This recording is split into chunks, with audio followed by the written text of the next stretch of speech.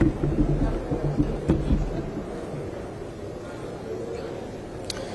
morning, everybody. I'm here with Nick Daniels from NACA. That's the union that the air traffic controllers belong to, as well as Frank McIntosh from the FAA, the ATO organization that manages this portion of the FAA that deals with air traffic controllers. So listen, I had a chance to go speak to some of the controllers here at Newark. We had some donuts, brought some coffee, brought them some pizza. But I wanted to talk to them about what impact this shutdown has on their lives, on their ability to do their jobs. And so these air traffic controllers, they're critical infrastructure. They're critical to the operation of the federal government. So they're required to show up for work. And when they come to work, I want them to think about the departures and arrivals of airplanes. I want to make sure they keep Americans safe and airplanes safe. But what the consistent message was from these controllers was they're not just now thinking about the airspace and the jobs they have to do in these towers or TRACONs or centers across the country. They're thinking about, am I going to get a paycheck? And their paychecks should come a week from tomorrow. And so now what they think about as they're controlling our airspace is, how am I going to pay my mortgage? How do I make my car payment? I have a couple kids at home. How do I put food on the table? I'm working 6 days a week. Do I have to take a second job and drive Uber when I'm already exhausted from doing a job that's already stressful, to think about how I can make extra money because the government may not provide me a paycheck? So in a job that's already stressful, this shutdown has put way more stress on our controllers at a time when they're already working on equipment from the 1960s, 1980s, 1990s. We ask them to do their jobs on equipment that has not been state-of-the-art. We ask them to do their jobs on old equipment and keep our airports operational at a time when they don't have the best equipment at their disposal. And so I wanted to hear them out. I wanted to hear their concerns and make sure that that those who shut the government down, I want citizens who are serving the American people. And I think it begs the question, why? Why would Chuck Schumer want to shut the government down and focus on people who are not American citizens and their health care and issues that are going to evolve over the next weeks and months that he wants to shut the government down today? And again, I want to be clear. Do I think they're more stressed right now in our towers? Yes.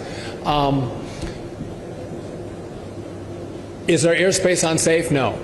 Right? If we think there's issues in the airspace, we will shut it down. We will close it down. We will delay. But again, it's creating a ripple effect for our controllers. Not only that, many of you know what essential air service is. So essential air service provides airline services to communities that normally would not get it. Right, so we give some subsidies to the federal government that in smaller communities to give them service from the airlines. That money runs out this Sunday. So there's many small communities across the country that will now no longer have the resources to make sure they have air service in their community. The number one user of this airspace is Alaska. Again, you don't have roads in Alaska. They travel by air, and a lot of these are small communities. Alaska will be impacted, but every state across the country will be impacted by the inability to provide the subsidies to airlines to service these communities. Long-standing program, bipartisan support in the House and the Senate. It's an important program, but we don't have the money for that moving forward. One last point. Many of you have heard me talk about surging air traffic controllers, making sure we get more controllers through our academy in Oklahoma City. And then when they get out of the academy, they have to be trained up. And we have a lot of training facilities across the country, but the support staff that train those controllers when they're through the academy are at risk of being laid off. And so what this can do is we're trying to bring more air traffic controllers into the system so we have less delays, less cancellations. It's more challenging to get those students through the academy, but then also trained up in facilities like right here in Newark. So these can have longer lasting impacts at a time when we're trying to supercharge. This shutdown makes it more challenging for us to actually do our jobs. And again, this doesn't this doesn't just end after the Democrats decide to open up the government. It has a longer lasting impact on our ability to make up the ground in the shortages that we have right now with air traffic controllers. So this is having great impact, great concern, great stress on our system at a time when we're trying to reduce the stress. We're trying to improve the efficiencies. We're trying to increase controllers. We're trying to modernize our airspace. All things that the American people care about. And this shutdown, again, that Chuck Schumer wants to have because he wants to fund illegals' health care, makes no sense to me. I think he cares more about, and should care more about, what happens right here in the New York airspace and across the country, as we want to make sure we have air travel safe and controllers focused not on their mortgages, not on the next paycheck, not on food on the table, but actually on making sure you and your family are safe. And so with that, again, I'm delighted to have the president of the Air Traffic Controllers Union, NATCA, Nick Daniels, here with me. He's going to say a few words, then we'll go to Frank McIntosh from the FAA to say a few words, and then we're happy to take any questions from all of you. Nick? So good afternoon. I am Nick Daniels. I am the proud president of NATCA, the National Air Traffic Controllers Association. I want to start with saying that I'm going to leave the political discussions for the politicians during this shutdown. Today, I'm proud to speak on the behalf of the dedicated American worker who operates the national airspace system and ensures the safety of over 3 million passengers and tons of cargo each and every day. I'm here to advocate for the end to the shutdown. We need to bring this shutdown to a close so that the Federal Aviation Administration and the committed aviation safety professionals can put this distraction and put this distraction behind us and completely focus on their vital work. This work does include fulfilling Secretary Duffy's goals of accelerating the hiring of air traffic control, as he just spoke about, and modernizing our air traffic control system. Both initiatives are long overdue and require our immediate and our full attention. We do not have the luxury of time. We do not have time to waste on the unnecessary distractions created by this shutdown. So our message is clear: end the shutdown. Thank you very much.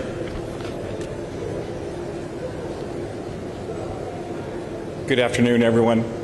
My name is Frank McIntosh. I am the Air Traffic Organization Chief Operating Officer, and it is a privilege to be here. First and foremost, I'd like to thank Secretary Duffy and Nick Daniels for being here today. Once again, we went and saw an air traffic control facility staffed by men and women, air traffic controllers and technicians. Professionalism to safety is beyond reproach. And you see that amidst a very difficult time, a time of confusion where they show up, come to work, and keep people safe. What's on the line for us right now? We have a lot of momentum, thanks to Congress and $12.5 billion of a down payment of a modernization of an air traffic control system. We have a surge of air traffic controllers, per Secretary Duffy's plan, to get us healthy. I want to speak about Newark specifically. 24 controllers out of the 37 allocated, 9 in training. They are finally on the right path to get healthy, to provide critical services to this airport. I need those 9 individuals that are in training to just concentrate on becoming controllers and not add any other ambiguity to what they do day in and day out. You take that to 313 other air traffic controller facilities that are facing the same dilemma. Our controllers need the best. We're on the way of delivering that, but we also need to make sure that we come together and ensure that we remove that ambiguity and make sure that a government shutdown is not prolonged and we do not lose the momentum that we finally gained over the last 9 months, 10 months. We need to ensure that everybody understands what our controllers need and what they deserve. Our technicians are in the same boat. We're in the process of modernizing a very complicated air traffic control system. Any disruptions put us further and further behind. Is the air traffic control system safe? Yes. Secretary Duffy nailed it. It is very, very safe. But we have to be on the forefront of making sure that our air traffic controllers and technicians have the very best. When they have the very best, you have the very best. Let's please collectively get behind this, and let's make sure that this government shutdown is over in a hurry. Thank you very much. I'll go back to Secretary Duffy. Thank you. Again, we hope there's a time and a place for discussions with politicians. And again, this is a continuing resolution that maintains funding at its current levels. There's time to have disagreement, but there's real impact on the great work that we're trying to do. And by the way, this is bipartisan work. America cares about the work that we're trying to accomplish here. It's not, blue or red.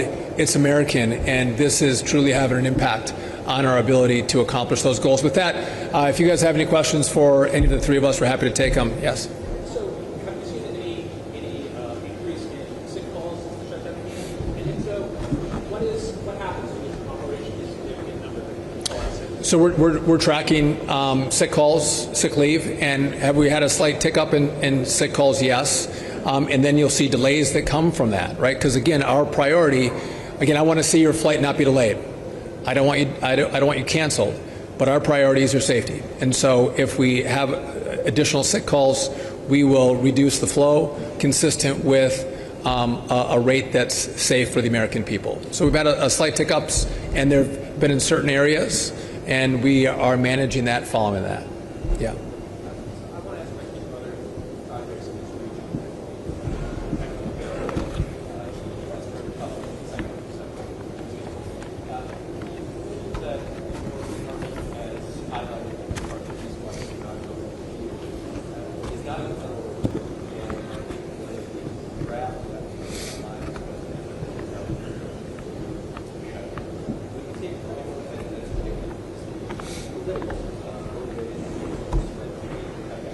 So you're talking about Second Avenue subway and the Gateway project.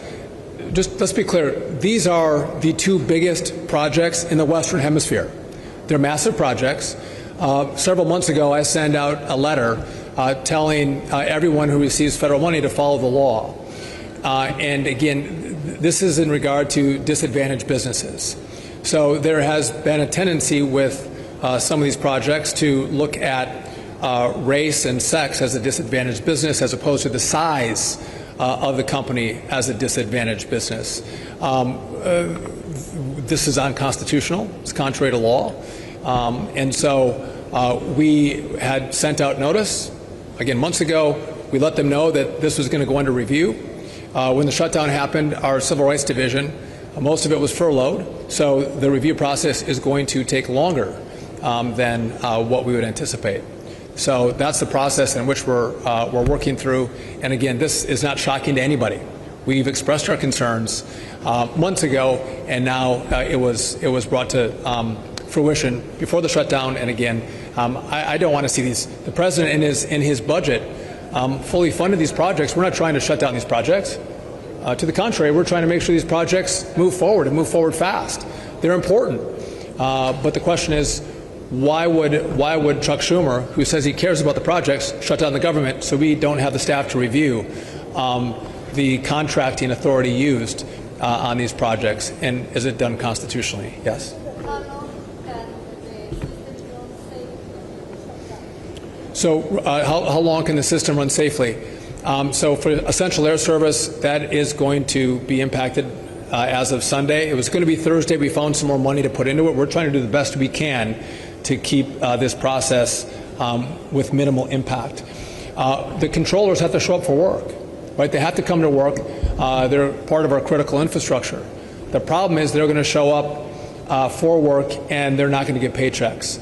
And like everybody here, these are working men and women who rely on their paychecks, and they set up their payments consistent with when their paychecks are going to come in. And they're going to do the work. They're not going to get the check. And again, they have bills they have to pay. So now they're thinking about that at the same time that they're controlling the airspace, which I don't like that. That is not. We want them to leave their personal problems at the door when they go into a tower or into a facility. And again, they've expressed those concerns to me. They're going to be there. They're going to continue to work, but they might actually have to take. Someone was saying, I might have to pick up Uber. I work 6 days a week in the tower, and I might have to pick up some Uber jobs. So then they come in to work tired, exhausted, because they're trying to make that extra money to make ends meet, all the while working 6 days a week to keep you safe in the airspace. Yes?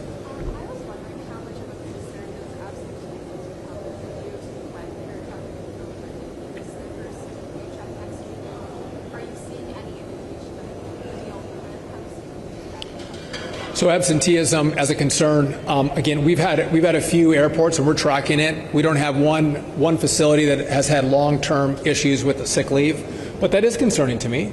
And if someone has to take sick leave to drive Uber to make the difference, those are decisions they're going to make themselves. But of course, that's concerning for us. These are high-skilled, high-performing, safety-driven professionals. That I don't want them driving Uber. I don't want them finding a second job to pay the bills. I want them to get paid for the work they're doing today, keeping our planes in the air and our skies safe. Yes.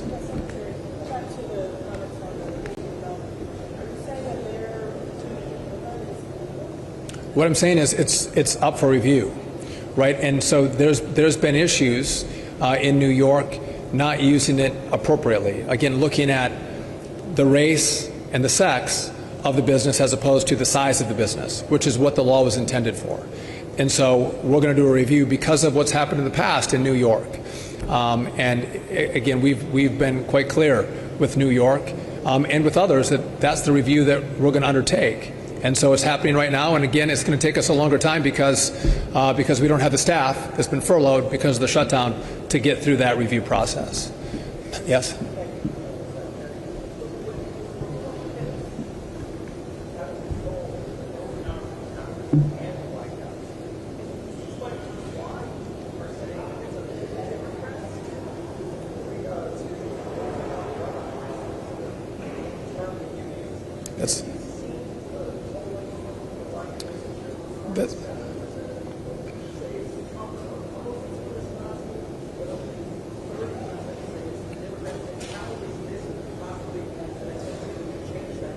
So that's a great question. The question is, Republicans control the House, Republicans control the Senate, Republicans have the White House. I know you know better than you know my answer is. You know the answer to this. In the House, Republicans passed a bill to fund the government, continue the funding levels, the funding streams that were in existence at the end of September. The problem you have in the Senate is that you have a filibuster rule. It's a 60-vote threshold. So Republicans by themselves cannot pass what the House passed. They actually need Democrats to vote with them to fund the government. And if Democrats say no, again, there's over 50% of senators in the Senate who have voted to fund the government. And by the way, it's been bipartisan. Several Democrats have voted to open up the government and to continue the conversations and negotiations. But when a majority of Democrats in the Senate say no, you can't get to that 60-vote threshold. So when I tell you that Democrats have shut down the government, it's Democrats who have withheld votes to prevent us in the Senate from getting to 60 votes, and therefore the government shuts down. So it's a 60-vote threshold, not a 50-vote threshold in the Senate. And again, if Leader Schumer wants to do a one-off and say, for this vote you don't need Democrats, we'll just go with a simple majority, that's great. It'll open back up. But he's using his leverage point of the filibuster rule to make sure the government stays shut down, because you can't get to 60 votes without Democrats. That's the problem. I haven't seen the polling to which you refer, but I look at this and go, Republicans, again, have tried to just continue funding at current levels. Republicans have tried that. Democrats have tried to say there's other things that we want in this bill. And again, it does beg the question, why are we so concerned about illegals' health care? Why is that an issue? Again, we should care about Americans. We should care about American citizens, Americans' air travel. That's who we were elected to represent. And so I think the Democrats are misguided in what their priorities are. And they should focus on the American people as opposed to those who've come to the country illegally. Yes.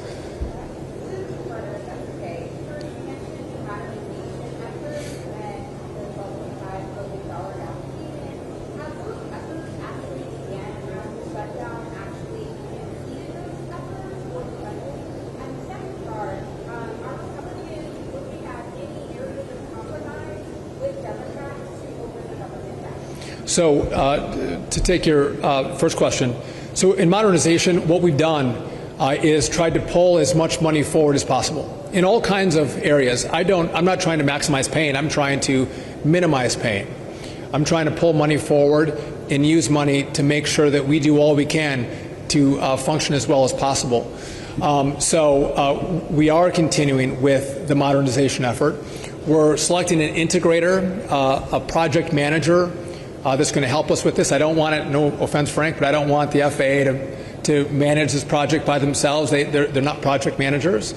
So we're hopeful that that selection is going to be made by the end of this month, and that work is continuing right now as we go through that selection process. I would just note that we do have $12.5 billion out of $31.5 billion. A key component of that money that I don't have is the money to build the new software. Again, I'm using like a Windows 95 or a Windows XP, if you guys are old enough to know what those systems are like. That's the genre of programming that we're using. I want a brand new system, a brand new software system to manage our skies. I need the Congress to give us that, the rest of the money. I need those resources. And by the way, the new software, it's going to take us a while to have it developed, and then it has to be debugged, and then it has to be deployed. So this is the longest time frame of the issues that I have to deal with, which is why the longer I wait, the longer it takes. And so I do hope, and by the way, this is bipartisan. We're talking about partisan shutdowns right now. Democrats and Republicans agree with this, and I'm hopeful that they will move quickly as we come in after the shutdown, whether at the end of this year or the start of next year, to get us those resources. In regard to compromise, what Republicans have said is keep the current levels. Let's not change it. It's truly a continuing resolution. Just keep the government open and funded, and we have time to continue the conversations. But to be held hostage for health care for illegals, I don't think makes sense. Again, I don't think that's a compromise that Republicans are willing to make. President Trump has talked about America First. And America First means let's work on housing and health care and food and air traffic and air travel for American citizens. But to stand up and say we're going to fund something for those who are not here lawfully, I think is a problem for Republicans and the president. Yes?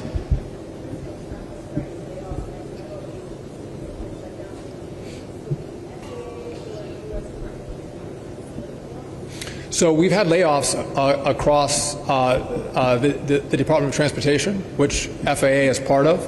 But in regard to critical staffing positions, like air traffic controllers, they have not been laid off, right? But the Civil Rights Division that reviews issues with the big projects in New York, they have been laid off. So again, if it's critical infrastructure, critical jobs that maintain safety, whether it's on our roads, our rail, our bridges, our airports, those folks come to work. But they come to work without a guarantee that they're going to get paid, which is why they're so concerned as they're in these towers, controlling this airspace, thinking about what's going to happen in their own homes. Again, they're not wealthy. They don't have 3 or 4 or 5 months of cash sitting in their bank accounts. Like many of us, they go from one paycheck to the next, and they rely on that to pay the bills. And as of right now, that paycheck's not going to come, and that concerns them. Yes.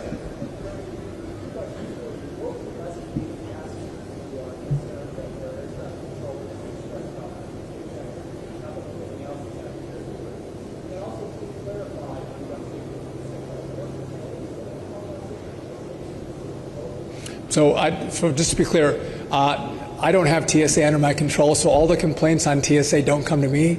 But in regard to controllers, yeah, there's controllers that have called out sick, so we're tracking it, and I don't have a continual problem in one area, right? There's been, one facility one day, another facility another day. Some areas there's been a 50% reduction in some of the staffing, and again, we're tracking it, and we take the appropriate action necessary to make sure our skies are safe.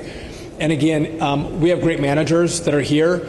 If we see there's issues in the tower that are affecting controllers' ability to effectively control the airspace, we'll reduce the rate, and you'll see more delays, or you might see a cancellation. I'm willing to do that before we're willing to risk anyone's life in the air. By the way, we're here in Newark. Just at the end of April, early May, we had 2 outages that were very concerning. You saw the rate get reduced dramatically.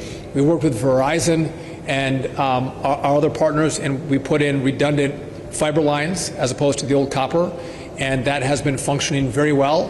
The last stats I have for several months, Newark was the most on-time airport in the whole system. So things are going better here, and we're moving at a way different speed than what they moved in past administrations. Again, trying to address the problems as quickly as possible. We saw an outage at DFW a couple weeks ago. We had redundant lines in DFW, but they had a single point of failure in that system, which means you don't have redundancy. And that single point of failure failed, and you saw some mass outages that rippled through the system. Again, those are the issues that we're looking at, which is why part of the $12.5 billion is to rebuild the telecom infrastructure and make sure you don't have another Newark, you don't have another DFW. You take care of it, you do it right, you do it fast. Worthy of 2025, not worthy of 1998. One more question. If I may, sir, just to put things in perspective, thinking about the worst case scenario, I know your concern is great, but there was a 35-day shutdown about 7 years ago. What happened? What happened to our traffic controlling? Folks saying how they affect delays and whatnot. So again, shutdowns have an impact. They do have an impact. I think what's different here is, why are we shutting the government down? Right? Are Republicans trying to put more things in the continuing resolution? No. They're trying to extend the funding of the government so negotiations can happen. Don't change a thing. Just continuing the current funding levels, which, by the way, a lot of conservatives don't like. Right? They might want to make changes themselves, but they said no. Just continue current funding. It's the Democrats who are trying to put in these ideological ideas of funding people who came here illegally and to fund their health care. And again, maybe older people don't care so much. You talk to younger people and talk about housing, affordability, health care, their ability to get a good job. The competition for housing, for health care, for jobs that happen when you bring illegals into the country is real for many Americans. And so, again, in this administration, we're going to put the American people first, the American people's priorities first, ahead of those who've come into the country unlawfully. And that's what President Trump and Republicans in the House and the Senate have said they're going to do. And it begs the question, why would Chuck Schumer want to change the funding stream for illegals, and to get that, be willing to shut down our government? It doesn't make any sense. Again, illegals don't vote for Chuck Schumer. They don't. But citizens of New York do, and there's real impacts in New York and in New Jersey, where we're at right now. And so I don't know what the strategy is. Again, continue the current levels of funding. Have a conversation.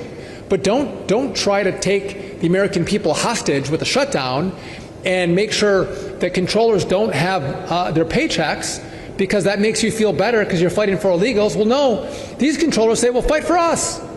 Fight for my paycheck. I work hard for you, Chuck. Maybe you should work hard for me. And again, take weeks, take a couple months, and have the conversation with Republicans, but don't hold Americans hostage because you want to fund illegals' health care. That makes no sense. Again, by the way, no offense, Nick, but controllers a pretty wide array of political opinions. Again, probably lean a little more Democrat than Republican, but they want to be paid. They want to be paid for their work. Just like all you want to be paid for your work. They too want to get paid for their work. They don't have to think about where that paycheck's going to come from. But Chuck Schumer said, I want you to think about whether you can pay your mortgage or pay your car payment or put food on your kid's table, because I care more about illegals than I do about you. I think that's unacceptable.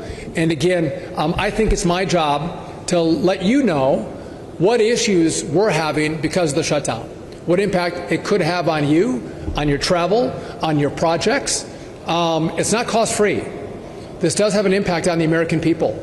And I think Chuck Schumer and Hakeem Jeffries should recognize that. And again, Republicans have both chambers, but Democrats have the votes that are necessary to open up the government. It's not a 50-vote majority in the Senate. It's a 60-vote majority in the Senate. And Democrats are using their votes to say, we want to keep this government shut down. And by the way, the vote to open up the government in the Senate was bipartisan. Democrats joined Republicans to say, yes, let's open this up.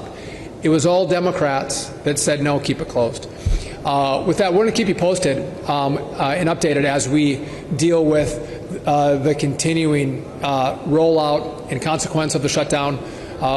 Like what happened today with controllers, we'll continue to keep you updated and apprised. But thank you for coming out today. We appreciate it.